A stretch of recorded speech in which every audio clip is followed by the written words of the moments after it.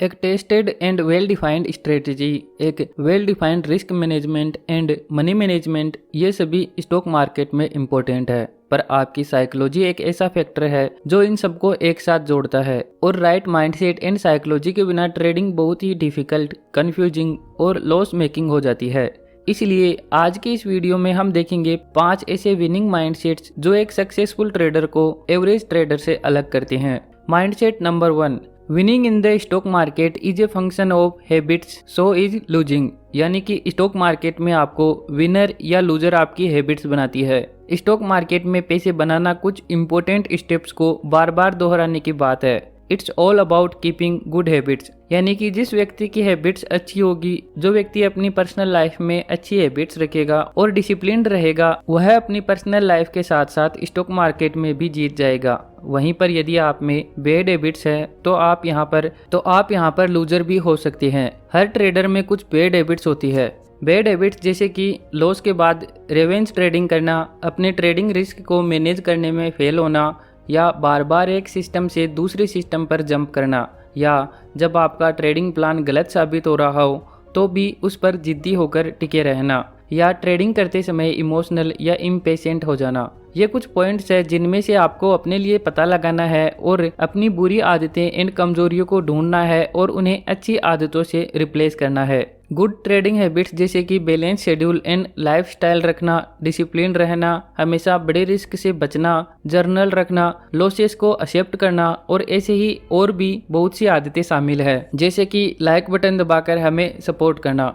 सफल लोग केवल किस्मत से इतने सफल नहीं बनते, उन्होंने कुछ अच्छी हैबिट्स को अपनाया होता है जिससे उन्हें सफल होने में मदद मिलती है। और यही बात एक सक्सेसफुल ट्रेडर पर भी लागू होती है। हमेशा याद रखो कि आप भले ही मार्केट को कंट्रोल नहीं कर सकते, पर आप अपने बिहेवियर एंड माइंडसेट को कंट्रोल कर सकते हैं।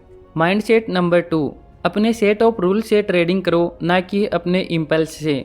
इम्पल्सिव ट्रेडिंग एक बहुत ही कॉमन साइकोलॉजिकल मिस्टेक है जिससे ऑलमोस्ट सभी ट्रेडर्स स्ट्रगल करते हैं, और ज़्यादातर समय यही इम्पल्स ट्रेड्स लूजिंग ट्रेड्स बन जाती है।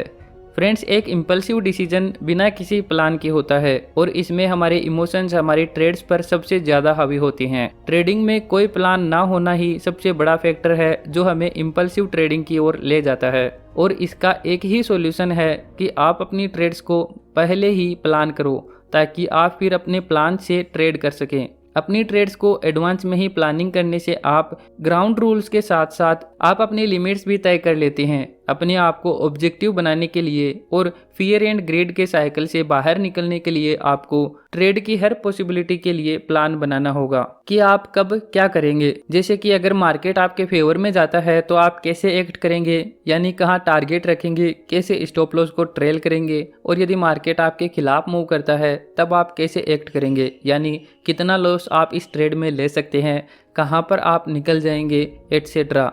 इन सभी पॉसिबिलिटीज़ के लिए आपको ट्रेड में एंटर होने से पहले ही प्लान रेडी होना चाहिए। इससे आपको पता होगा कि आपको कब कैसे एक्ट करना है, जिससे आप इम्पल्सिव डिसीजन लेने से अपने आप को बचा लोगे। माइंडसेट नंबर 3, एक सिंगल ट्रेड के इम्पैक्ट को मिनिमम रखो और अपनी स्किल्स को बिल्ड करने के लिए ट्रेड करो।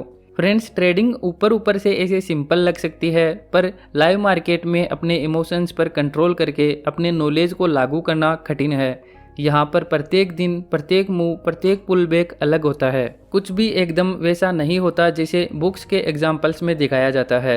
एक मेथड को इफेक्टिवली इम्प्लीमेंट करने में बेहतर होने के लिए आपको बहुत प्रैक्टिस लगती है।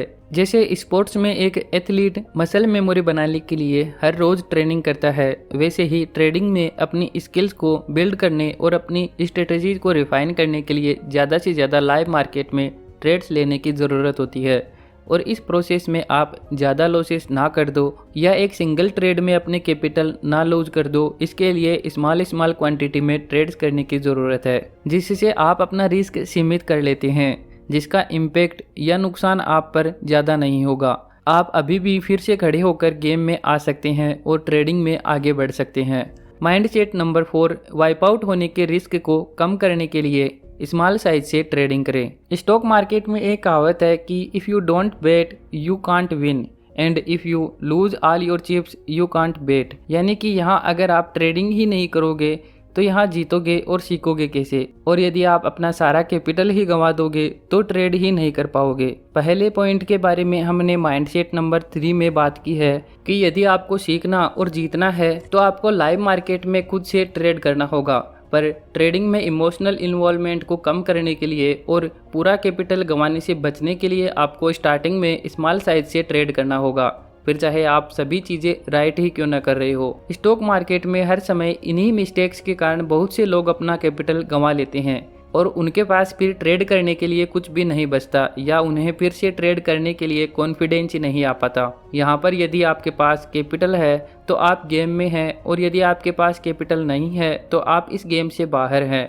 इसलिए आपको जब आप ट्रेडिंग में कंसिस्टेंसी लाना सीख रहे हैं तब अपने ट्रेडिंग साइज को स्मॉल ही रखना चाहिए, चाहे आप रेगुलर प्रॉफिट ही बना रहे हो, क्योंकि लूजिंग फेज हर ट्रेडर के सामने आते हैं और आपके भी लूजिंग फेज आएगी। और जब यह आए तब आप अपने प्रॉफिट के साथ कैपिटल भी वाइप आउट ना कर दो। इसके लिए अपने ट्रेडिंग साइज को स्मॉल ही रखकर शुरू में ट्रेडिंग करें, क्योंकि ट्रेड विदाउट इमोशन ये बात सिर्फ कहने के लिए आसान है पर करना उतना ही मुश्किल है। हम इंसान रेशनल एंड इमोशनल होते हैं और डेली हम डर और लालच जैसे इमोशन से प्रभावित होते हैं। जैसे आपके पास अभी 20,000 का कैपिटल है और डेली आप 2,000 का रिस्क कैपेसिटी से ट्रेड करते हैं तो आपके कैपिटल को वाइप आउट होने में केवल 10 लूजिंग ट्रेड्स लगेंगी। जब आप एक बिग ट्रेड में होते हैं और हर बार जब मार्केट आपके अगेंस्ट मूव करती है तो हमारे बहुत सारे इमोशंस एक साथ आ जाते हैं, जैसे कि डर, निराशा, फ्रस्ट्रेशन आदि। इसलिए हमारी ट्रेडिंग पर इस इमोशनल इफेक्ट को कम करने का सबसे बेस्ट तरीका है कि हमारी ट्रेडिंग साइज को स्मॉल रखें। इस तरह से आपकी ट्रेड भले ही आपकी एक्सपेक्टेशंस के मुताबिक ना हो पर इससे आपको मेजर लॉसेस के बिना अपने मिस्टेक्स से सीखने का मौका मिलता है। माइंडसेट नंबर 5, स्टॉक मार्केट में एंडलेस अपॉर्चुनिटीज है और आगे भी यह आती रहेंगी। किसी भी सिंगल ट्रेड के साथ में खुद को अटैच ना करें, चाहे उस पर आपने कितनी ही रिसर्च की हो या उस ट्रेड में इंटर होने से पहले आपने कितना ही बढ़िया ट्रेडिंग प्लान बनाया हो, आपको इसमें इमोशनली इन्वॉल्व नहीं होना है। फ्रेंड्स, होता क्या है कि जब हम इतना टाइम एक ट्रेड के लिए दे देते हैं तो उससे इमोशनली अटैच हो जाते हैं और जब मार्केट हमसे एग्री ना करे और हमारे खिलाफ मूव करने लगे तो हम उससे अटैच होने के कारण यह मानते ही नहीं कि हम गलत प्रूव हो गए हैं और मार्केट को नज़रअंदाज करने लगते हैं। हम सोचने लगते हैं कि हम राइट हैं और मार्केट फिर से रिवर्स करेगा और हमें प्रॉफिट देगा, पर ऐसा होता नहीं है। मार्केट और नीचे चला जाता है। फिर जब लॉस इतना बढ़ जाता है कि हमारा उस लॉस को हैंडल करना मुश्किल हो जाता है, तब हम उस ट्रेड से एग्जिट करते हैं और बड़ा लॉस ले लेते हैं, जो कि फिर कई सारे और साइकोलॉजिकल इश्यूज को हमारे सामने लाकर खड़ा कर देता है, जिनको हम आगे के वीडियोज में डिस्कस करेंगे। स्टॉक मार्केट में हमेशा एक बात ध्यान रखो कि हमारा गोल पैसे बनाने का है, खुद को राइट प्रूव करने का नहीं। यहाँ पर हर ट्रेड एक विनिंग ट्रेड नहीं हो सकती है। इसे स्वीकार करो और स्मॉल लॉसेस को एक्सेप्ट करो जब आप गलत प्रूव हो गए हैं और उस ट्रेड में अपनी गलतियों से सीखो और नेक्स्ट अपॉर्चुनिटी का वेट करो। तो फ्रेंड्स, वीडियो कैसी लगी हमें कमेंट करके ज़रूर बताएं और ऐसे ही और नॉलेजेबल वीडियोज़ के लिए चैनल को सब्सक्राइब कर लें। Thanks for watching.